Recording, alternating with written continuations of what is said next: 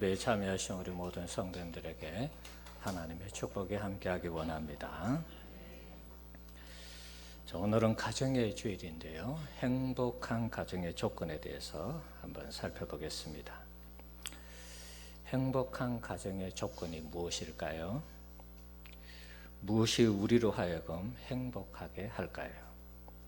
본문의 내용을 종합하면 가난해도 하나님을 경외하며 서로 사랑하는 것이 최고의 행복이고 또 행복한 가정이라 이렇게 정리할 수 있겠습니다. 여러분이 동의하시는지 모르겠습니다. 하나님을 경외하고 서로 사랑하는 것, 이것이 가정의 행복의 조건이다, 그런 말이죠.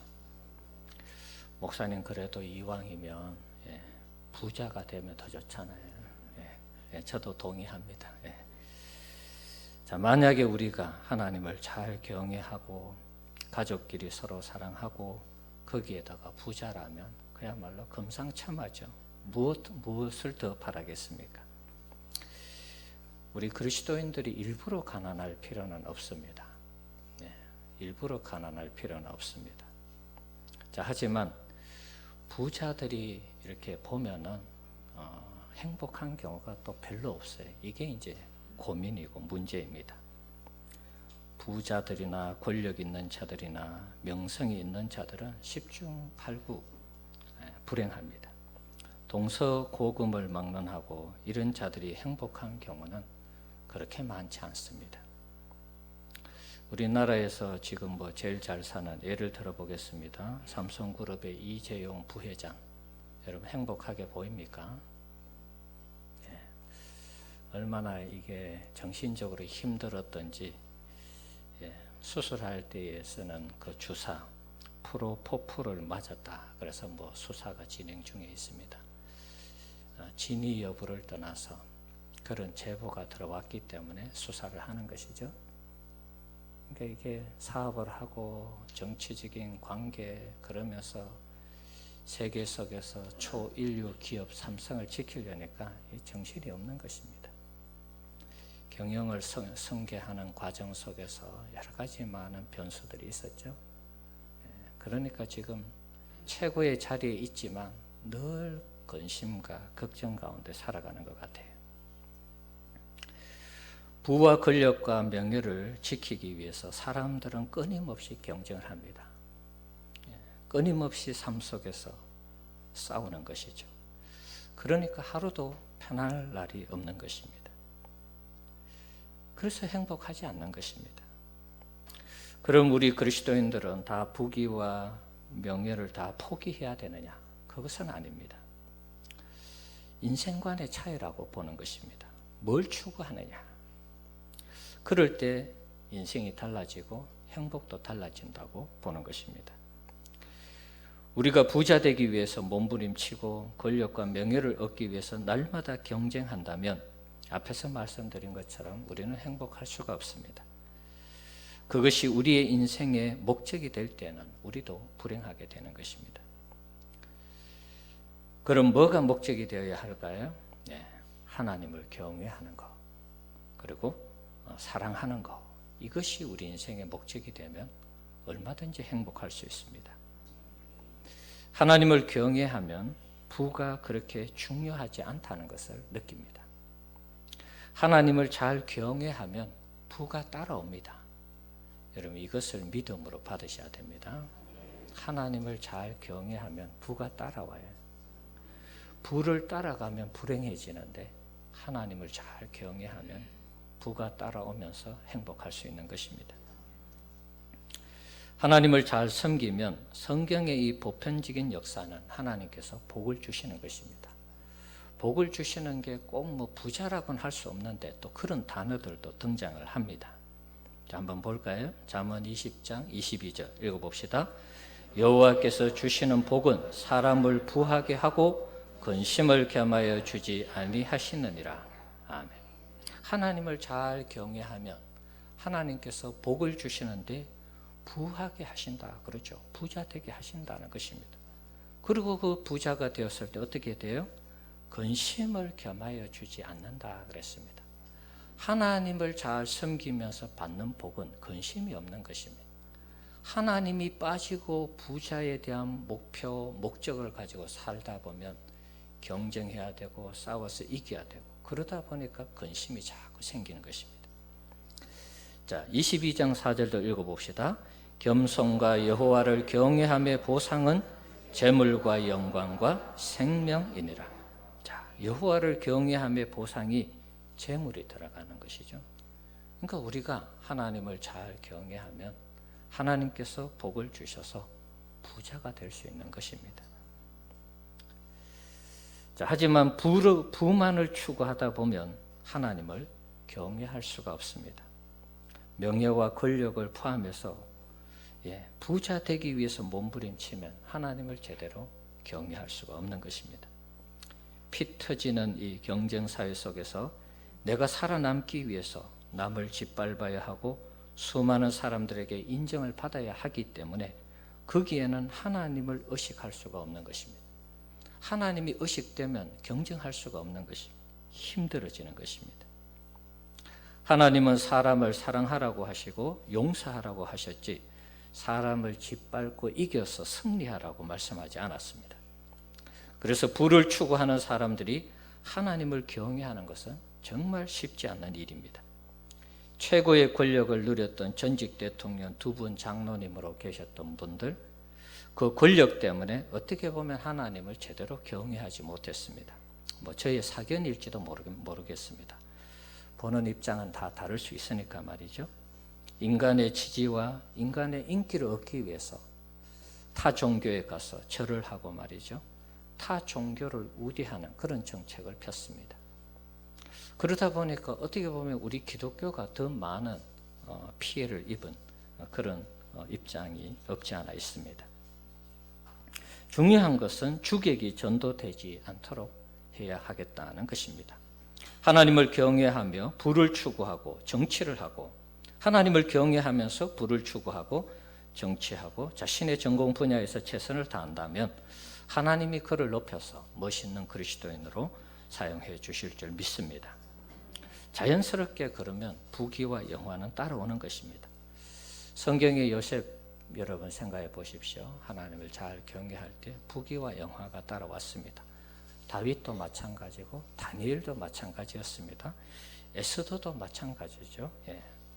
부귀와 영화가 따라올 때 우리가 조심해야 될 것이 신앙에 대한 도전입니다. 부귀 영화가 신앙을 자꾸 밀어내는 것입니다.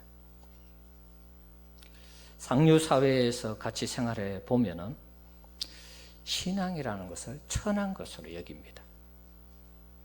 그래서 신앙생활 하는 것이 어떤 순간부터 부끄러운 것이 되는 것입니다. 교회를 다니고 예수를 믿고 천국을 얘기하고 영생을 얘기하는 것이 뭔가 이 상위 사회에 맞지 않는 듯한 그런 인상을 느끼기 시작합니다. 그러면 자연스럽게 하나님과 멀어지는 것이죠. 세상의 성공과 출세가 오히려 하나님께 영광이 되어야 되는데 하나님을 경외하는 것을 부끄러워하고 하나님을 섬기는 것을 부담스럽게 여기는 것입니다. 그러면 결국은 신앙에서 떠나는 것이죠. 오히려 출세 안 하느니만 못한 것입니다. 세상과 영생을 바꾸고 부귀와 영화를 천국과 바꾸는 이 어리석은 선택과 결단을 하는 것입니다. 이게 인간사라는 것입니다. 우리 성도님들 하나님을 경외하는 것에서 절대로 이탈하지 않기를 축복합니다. 이탈하는 순간 우리의 불행은 시작이 되는 것입니다. 하나님을 경외하며 따라오는 복이 부든 권력이든 명예든 그것에 연연하지 않기를 바랍니다. 하나님을 잘 경외하면 하나님이 복을 주십니다. 지위를 높여주실 수도 있고 명예를 높여주실 수도 있고 부자가 되게 하실 수도 있어요. 그런데 그것 때문에 하나님을 등한시하고 멀리한다면 이 주객이 전도된 것이죠. 그때부터 우리의 신앙이 추락하는 것입니다. 하나님을 잘 섬겨서 받은 그 복을 하나님을 위해서 쓰고 하나님께 영광을 돌려드리면 문제가 없습니다. 그런데 그 받은 복을 내가 움켜쥐려고 하고 그것을 나만을 위해서 쓰려고 할 때 그때부터 추락하는 것입니다. 하나님이 주신 것에 연연할 때 우리는 그때부터 하나님을 온전히 경외할 수 없는 것입니다. 나중에 상류사회가 우리를 비웃어도 여러분이 부자 되고 권력을 누리고 명예를 얻는 그런 상황이 될 때에 상류사회가 우리를 비웃어도 비웃으라고 하셔요. 예, 무시하면 무시하라고 그렇게 하십시오. 천하게 여기면 천하게 여기라고 그렇게 하십시오. 당당하게 우리의 신앙과 믿음에 대해서 자신감, 담대함을 가질 필요가 있습니다. 중요한 것은 그들이 우리를 비웃고 무시하고 천하게 여긴다 할지라도 그것이 진리가 아니라는 것입니다. 우리는 주님이 다시 오실 때 저들이 우리의 이 영생 얻는 장면, 그리고 우리가 주님과 함께 영원한 천국에 들어가는 것을 보게 될 때 저들은 우리를 부러워할 것입니다. 저들이 비웃고 무시하고 천하게 여기던 그 신앙, 그 믿음이 저들을 구원하는 것을 보면서, 우리가 구원되는 것을 보면서 저들은 부러워할 것입니다. 인생의 대역전의 드라마가 앞으로 우리에게 주어지는 것입니다. 그것을 온몸으로 체험하는 날이 오게 될 것입니다. 그래서 세상이 우리를 비웃어도, 상류사회가 우리를 비웃어도 우리는 이 신앙의 길에서 이탈하면 안 되는 것입니다. 하나님을 경외하는 일에서 절대로 물러서면 안 됩니다. 우리 성도님들의 가정이 하나님을 더 온전히 경외하고 더 온전히 하나님을 경배하는 그러한 우리 성도님들의 가정이 되기를 축복합니다. 하나님을 온전히 경외할 때 우리 성도님들의 가정이 복을 받고 행복한 가정이 될 수 있는 것입니다. 하나님을 잘 경외할 때 하나님이 우리에게 지혜를 주시고 그 걸음걸음을 인도하셔서 최고의 인생으로 우리를 이끌어가 주시는 것입니다. 욥기서 28장 28절 내용 보면은 보라 주를 경외함이 지혜요 악을 떠남이 명철이니라. 주를 경외할 때 가정에서 가정을 잘 세워갈 수 있도록, 물론 개인적인 지혜도 주십니다. 가정에서 가정을 잘 세워가도록 지혜를 주는 것입니다. 그리고 잠언 3장 5절 6절의 내용을 보면 하나님을 경외할 때 하나님이 우리의 인생 걸음걸음을 인도하셔서 최적의 길로, 최고의 길로 인도하는 것입니다. 하나님을 잘 경외할 때 우리 성도님들의 가정을 하나님이 세워주시는 것입니다. 하나님이 세우지 않는 가정은 무너지는 것입니다. 시편 128편 3절 4절 내용 한번 읽어보겠습니다. 밑에 있는 내용이죠. 내 집 안방에 있는 내 아내는 결실한 포도나무 같으며 내 식탁에 둘러앉은 자식들은 어린 감람나무 같으리로다. 여호와를 경외하는 자는 이같이 복을 얻으리로다. 하나님을 잘 경외할 때 아내와 자식이 잘 되어 있는 그런 모습을 볼 수가 있습니다. 자, 우리 성도님들의 가정이 이런 가정이 되기를 축복합니다. 하나님을 잘 경외할 때 가정이 행복한 것입니다. 두 번째 가정의 이 행복한 가정의 조건, 서로 사랑하는 것입니다. 가정에서 사랑이 빠지면 그야말로 않고 없는 찐빵이 되는 것입니다. 사랑은 치료하는 탁월한 능력이 있습니다. 우리가 어릴 때 어디가 다쳐서 어머니에게 달려가면 어머니가 뭐라고 합니까? 호해 줄게. 호해 주시죠. 사실은 그때 무슨 약을 쓴 것도 아닙니다. 어머니가 뭐 호해 주는데 뭔 약을 발라준 것도 아니고. 근데 그 마음이 어떻습니까, 여러분? 벌써 다 나은 것 같잖아요. 어머니가 호해 줄 때 우리의 가슴에 그 상처난 그 부분들이 치유가 되는 것입니다. 신기한 능력이 있습니다. 남편이 아내를 사랑할 때, 아내가 남편을 사랑할 때 가정이 그처럼 행복해지는 것입니다. 남편들이 밖에서 열심히 일하다가 가정에 갔을 때 가정에서 아내가 남편을 사랑해주면 일터에서 힘든 모든 일들을 잊어버리는 것입니다. 그래서 훌훌 털고 또 다음날 힘들지만 가족을 위해서 열심히 일하는 것입니다. 그게 가정 안에서 이루어지는 사랑의 이 어떤 그 작용인 것입니다. 자녀들도 마찬가지고요. 뭐 아내들도 마찬가지죠. 아내들도 집에서 혹은 뭐 또 직장생활 하시는 분도 있잖아요. 남편이 자녀가 사랑해주면 그것을 이기고 극복해 가는 것이죠. 학생들도 학교에서 힘들고 어려운 것이 있을 수 있습니다. 그럼 집에 가서 엄마 아빠가 사랑해주면 그 부분들을 극복해 가는 것이죠. 남편과 아내가 사랑할 때에 그 사랑이 자녀들에게 전달이 되는 것입니다.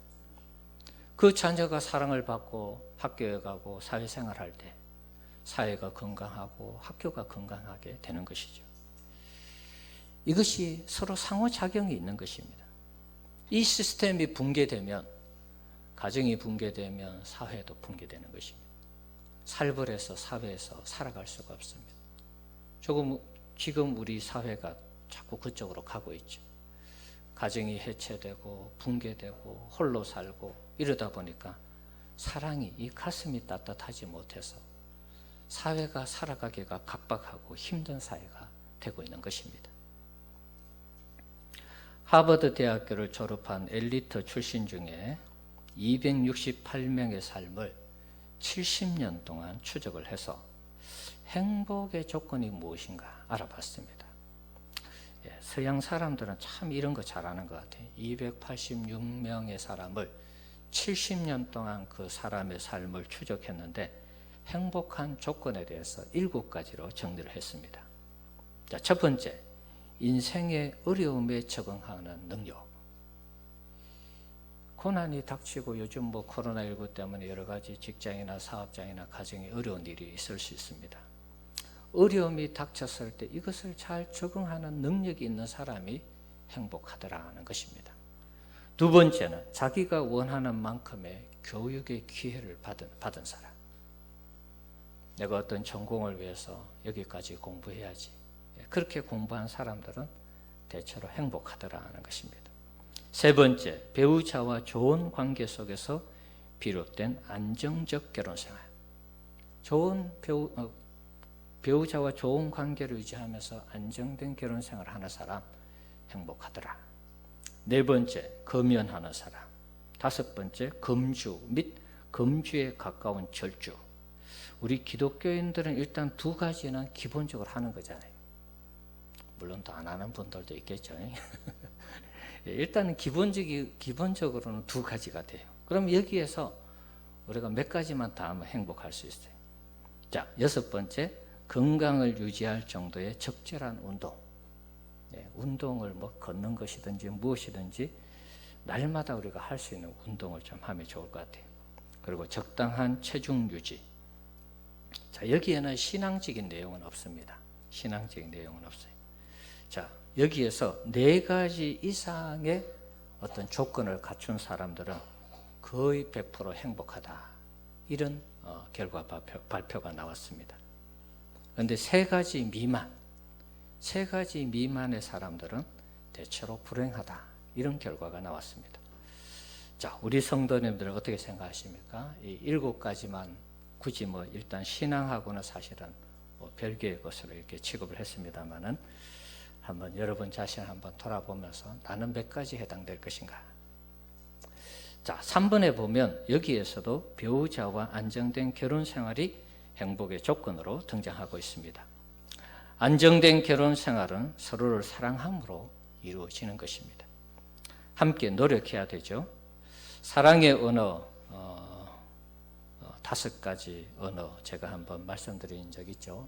짐 호프만이 쓴 사랑의 5가지 언어. 여러분들이 꼭 읽어봐야 될 책 중에 하나로 저는 추천하고 싶습니다. 자, 사랑의 5가지 언어에 나오는 내용이 인정하는 말. 첫 번째가 인정하는 말입니다. 부부관계 속에서 서로를 인정해 주는 것. 부모와 자식 관계 속에서 서로를 인정해 주는 것. 잘했어요. 멋있어요. 최고예요. 인정해 주는 것. 이런 말들을 할 때 사랑을 느낀다는 거예요. 두 번째는 함께하는 시간. 시간을 함께 보낼 때 행복할 수 있는 것입니다. 혼자 있어서는 이게 행복도가 떨어지는 것입니다. 요즘 우리 젊은 친구들이 직장 따라 뭐 일 따라 이렇게 밖으로 많이 나가서 혼자 생활하는데 혼자 있는 게 굉장히 외롭습니다. 행복할 수가 없어요. 세 번째, 선물. 상대방이 원하는 선물을 해줄 때 행복한 것을 느낀다고 합니다. 네 번째, 봉사, 섬김. 예를 들면 아내들은 남편이 돌아왔을 때 설거지를 해준다든지 집안에 청소를 해준다든지 이러면은 우리 아내들이 행복하게 느낀다는 거예요. 다섯 번째, 스킨십. 같이 포옹하고 같이 이렇게 손잡고 이렇게 스킨십을 가지는 것. 이것이 사랑의 5가지 조건입니다. 근데 이것은 사람마다 다 다르기 때문에 남편은 인정해 주는 말을 들을 때 행복한데, 사랑을 느끼는데, 예를 들어서 아내가 남편을 인정해 주는 말을 하나도 안 해요. 그러면은 선물을 사주고 봉사를 하고 스킨십을 해도 남편은 행복하지 않는 것입니다. 남편에게는 사랑의 마음이 싹 트지 않아요. 이걸 여러분들이 잘 아내와 또 남편이 또 자녀들하고 잘 얘기를 해 보셔야 돼요. 구역 전체적인 신방할 때 사실 5월 달이 구역 신방 기간인데 지금 코로나19 때문에 못하고 있습니다. 그래서 한 2, 3년 전에 이걸 함께 한 적이 있습니다. 그래서 남편이 뭘 원하는지, 아내가 뭘 원하는지 이 5개 중에 적어도 한 가지씩은 다 있습니다. 이것을 채워주면 그 사랑하는 마음이 생겨서 그 가정이 더 행복할 수 있다는 것입니다.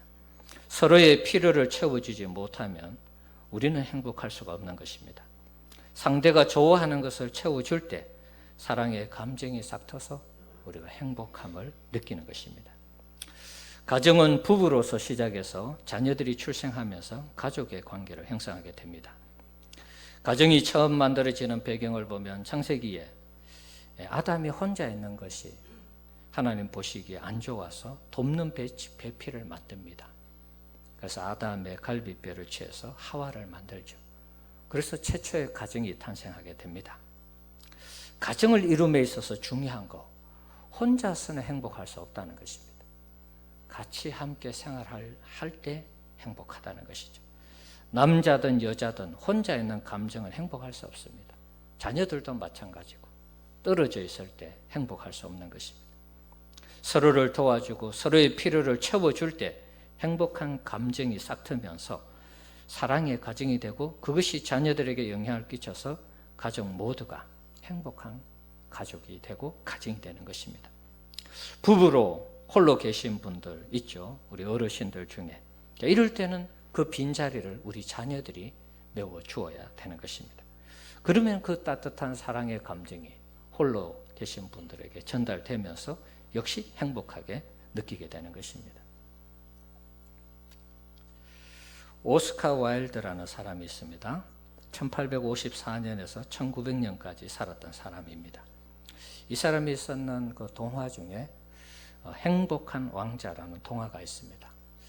여러분 인터넷에 길지 않으니까 한번 찾으셔서 한번 읽어보시면 좋겠어요. 행복한 왕자에 대한 이야기 한번 제가 나름대로 각색해서 여러분에게 말씀드리겠습니다.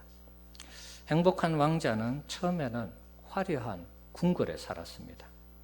화려한 궁궐에서 행복하게 살았습니다. 왕자로 사니까 사실은 걱정, 염려, 근심이 없는 것이죠. 누가 다 밥을 해줘서 옷을 해서 다 갖다 주고 하니까 너무 좋은 것이죠. 그래서 늘 행복하게 살아가니까 별명이 행복한 왕자가 되었습니다. 그러다가 이 왕자가 갑작스럽게 죽습니다. 죽은 왕자를 기리기 위해서 사람들이 시가지의 높은 곳에 행복한 왕자의 동상을 세웠습니다. 왕자의 동상은 황금으로 입혀졌고 두 눈에는 사파이어가 박혔으며 그의 칼에는 루비가 박혔습니다. 사람들은 화려한 왕자의 동상을 보면서 위로를 삼으며 행복하게 살았습니다. 그러던 어느 날 제비 한 마리가 행복한 왕자에게 날아왔습니다. 따뜻한 겨울을 나기 위해서 이집트로 가는 도중에 이 도시에 들린 것입니다. 도시를 배회하던 제비는 황금으로 된 행복한 왕자 동상을 보면서 오늘은 황금 침대에서 잠을 청할 수 있겠구나. 아무래도 이제 황금으로 만들었으니까 자기가 자는 곳이 다 침대죠. 그러니까 황금으로 된 이 행복한 왕자 그 손을 이렇게 뻗치고 있는 그 손에 자면 황금 침대에 잔다고 그렇게 생각했던 것 같아요. 감개무량해서 잠을 청하려고 하는데 빗방울이 떨어졌습니다. 아니 이 날이 괜찮은데 왜 빗방울이 떨어지지?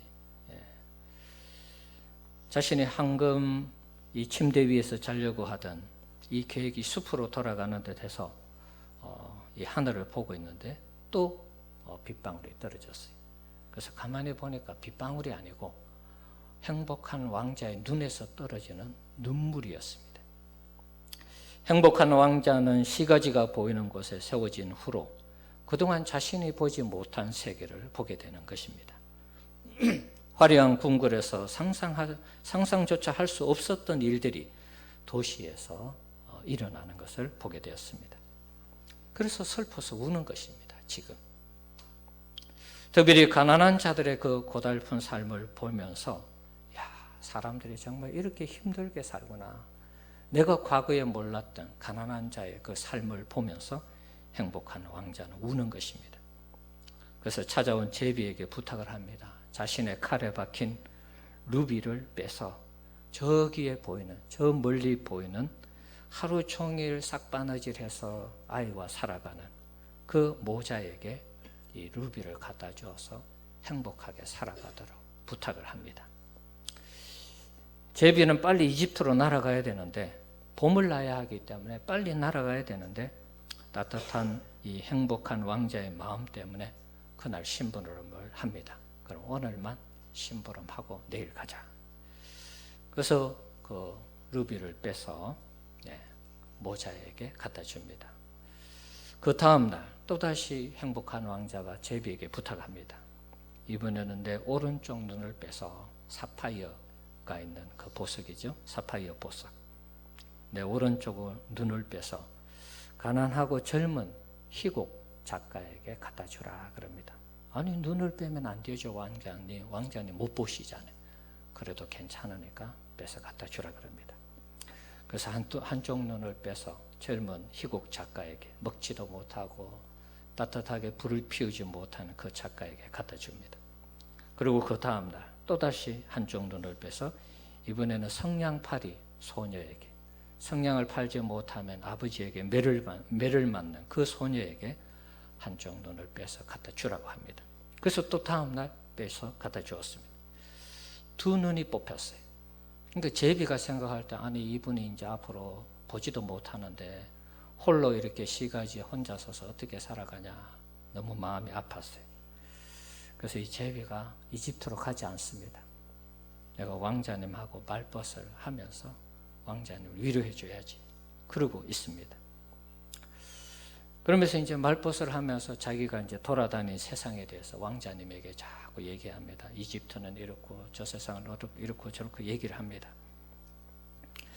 놀라운 세계에 대해서 얘기를 할 때 왕자가 이런 얘기를 합니다.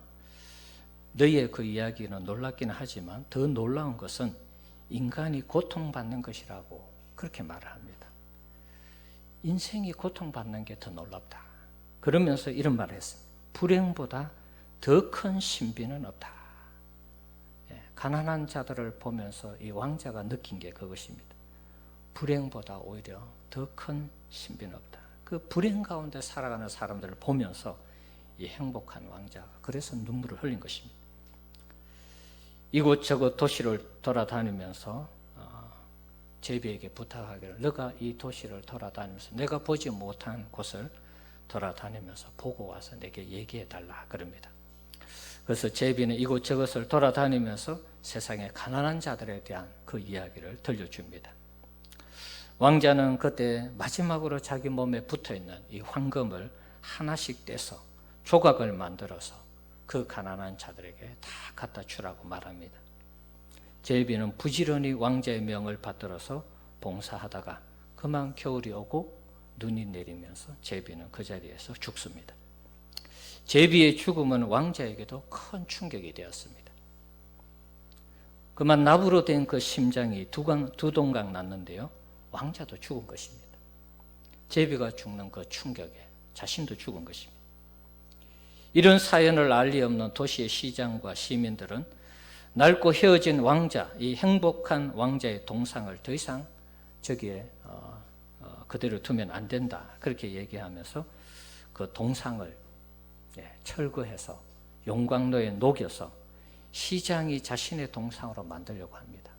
그리고 시의원들은 당신의 동상이 아니라 우리의 동상이 되어야 된다, 그러면서 자신들의 동상을 만들려고 합니다.